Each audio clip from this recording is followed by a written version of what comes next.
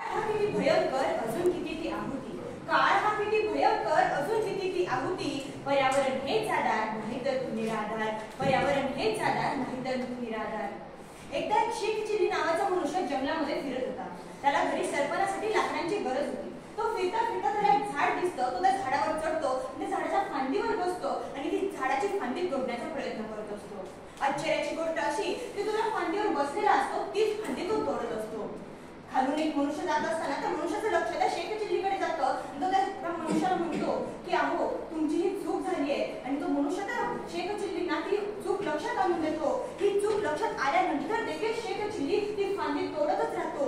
आता पुढे शेख चिल्लीचं काय झालं हे तर मला काय माहित नाही, पण त्या शेख चिल्लीच्या जागी मला आपलं मनुष्य दिसतोय आणि त्या फांदीच्या जागी आपली पृथ्वी. आणि शेख चिल्ली बोलून आपला मनुष्य त्या फांदीला तोडण्याचं काम आज करत आहे. नमस्कार आदरणीय व्यासपीठावरील मान्यवर व सर्व श्रोत्यांना व वक्त्यांना मी कोड क्रमांक 22 विषय मांडू इच्छिते विकासाचा हव्यास पर्यावरणाचा ऱ्यास. अमंत्रम अक्षरम नास्ति नास्ति मूल औषधम.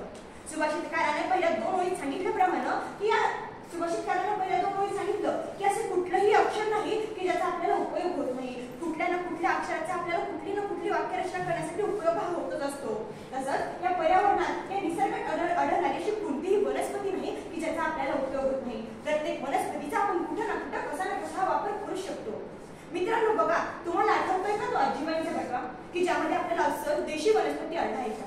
सांगण्याचं तात्पर्य एवढंच होतं की या समाजामध्ये, या परिसरामध्ये, या पर्यावरणामध्ये अशी कुठलीही वनस्पती नाही की ज्याचा आपल्याला उपयोग होत नाही.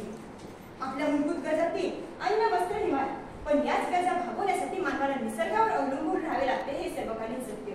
जीवन समृद्ध करण्यासाठी जीव अधिक वन या दोन्हीचं महत्व आपल्यापैकी प्रत्येकाला कळत नाही असं नाही. झाडे फक्त ऑक्सिजनचाच पुरवठा करतात असं देखील नाही, हे प्रत्येकाला कळतं पण वळत नाही. म्हणूनच बेसुमार वृक्षतोड करून आपण आपलाच ऱ्यास करून घेतोय हे मात्र नक्की.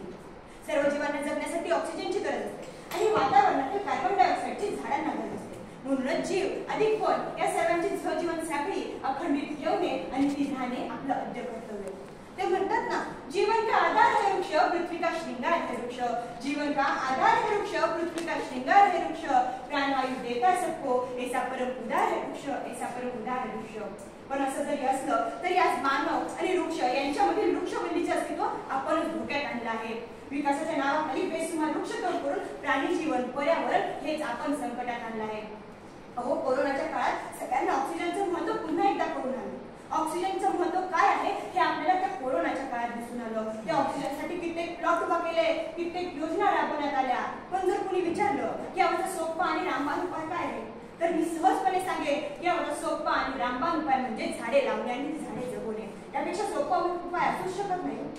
मध्यंतरी बाजारामध्ये बाटलीबंद पाणी विकण्याचा आणि ते आपण सहज स्वीकारलं देखील. आज प्रत्येकाकडे स्वतःसाठी पिण्यासाठी बाटलीबंद पाणी हे असतं आणि ती आजच्या काळाची गरज बनली.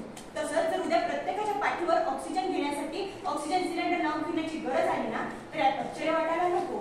कारण परोपकाराय फलंती वृक्षा वृक्षवल्ली आमस्वय वनचरे हे आपण केवळ शब्दातच ठेवलंय आणि कृतीत मात्र झाडांची कत्तल होताना पाहतोय. कुणीतरी खूप छान म्हटलंय, शोध घेत पाण्याचा सारेच चालत खोल खोल.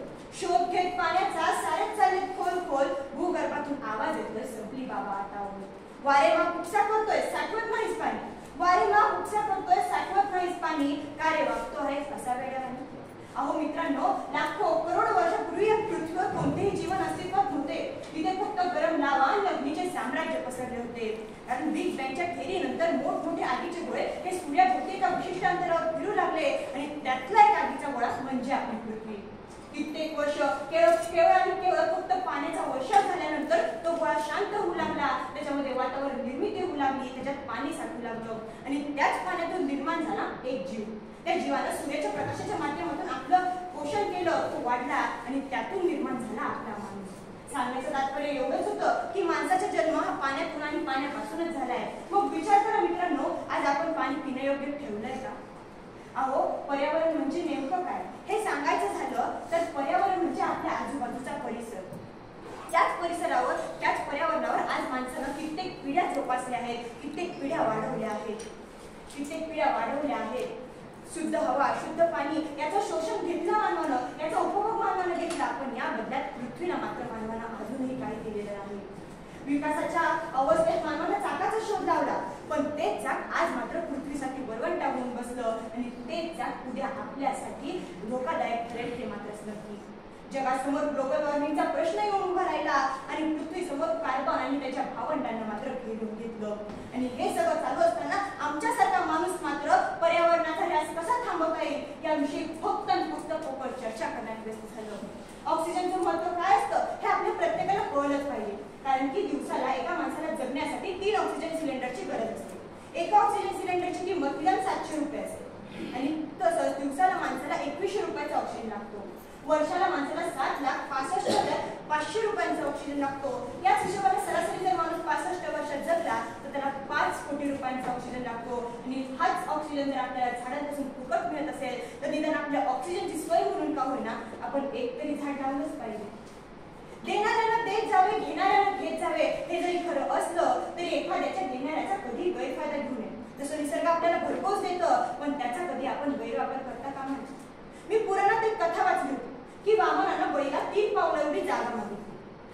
वामनानं बळीला 3 पावलं एवढी जागा मागितली होती. त्या 3 त्याचाखाली वामनानं 3 लोक घेतले आणि थोडं पुढे जाऊन विचार केला तर या 3 लोकांच्या जागी आज मानवानं हक्क दाखवला. या 3 लोकांच्या जागी आपला मानव आज अस्तित्व करून उभा राहिलाय.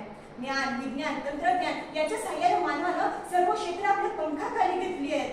पण हे सगळं करत असताना एक गमतीचा भाग सांगायचा झाला तर नदी, नाले, समुद्र, तलाव, धरती, डोंगर, किल्ले हे सर्व काही ताब्यात घेत असताना त्या ठिकाणी मानवानं मात्र कचरा करण्याची एकही संधी सोडली नाही हे चित्र आपल्याला दिसून येते. मी जर थोडाफार विचार केला तर समुद्र मंथनातून आपल्याला कित्येक रत्न प्राप्त झाले. समुद्रातच मानवाची उत्क्रांती झाली. समुद्राच्या पोटात कित्येक नद्या येऊन मिसळतात आणि त्याची वाफ होते आणि त्या वाफेच्या माध्यमातून कित्येक जणांची तहान आज भागली जाते. एवढं सगळं असताना देखील मानव मात्र विकासाच्या नावाखाली समुद्रातच आपल्या मशीन सोडतोय, समुद्रालाच प्रदूषित करतोय. खलील जिब्रान यांनी खूप छान म्हटलंय की जगातील सर्वात जास्त दुःख हे माशांचं आहे, कारण की माशांचे अश्रू कधीच कुणाला दिसत नसतात. असंच काहीसं झालंय मानवाचं की त्याला देखील त्याच्या हव्यासापायी, त्याच्या विकासापायी या पर्यावरणाचे अश्रू दिसत नाहीये, या पर्यावरणाचा होणारा ऱ्हास दिसत नाहीये. पृथ्वीच्या प्रदूषणाविषयी मी काय बोलावं? अवश्य हिरवीगार जंगलं होती की ते सिमेंटची जंगलं उभी राहिली आहेत. सिमेंटचं जंगल उभा करण्यासाठी एक अख्खा डोंगर पोखरला जाऊ लागलाय. एका इमारतीसाठी नदीतील वाळू उपसा केला जाऊ लागलाय. नदी, नाले, तलाव सगळं काही प्रदूषित करून ठेवलंय आणि माझी सुंदर वसुंधरा ही ओसांड पडली आहे.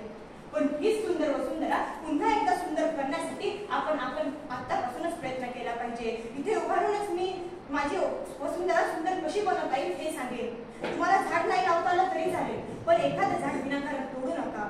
जन्माला आलेला प्रत्येक माणूस मरण हा पावतच असतो, पण तो मरण पावल्यानंतर त्याचे कपडे आपण नदीत टाकतो आणि त्या माणसाला जाळल्यानंतर त्याची जी राख होते ती देखील आपण नदीत टाकतो. त्याऐवजी ती राख घ्या, एका शेतात जावा, शेतात खड्डा खोदा, त्यामध्ये ती राख टाका आणि आपल्या आई वडिलांची आठवण म्हणून का होईना निदान त्यावर एक झाड लावा आणि अशाच पद्धतीनं का होईना आपली वसुंधरा ही हिरवा शालू नेसेल. म्हणतात ना, हिरवा शालू नेसून नटली अवनी धरती वसुंधरा. हिरवा शालू नेसून नटली अवनी धरती वसुंधरा.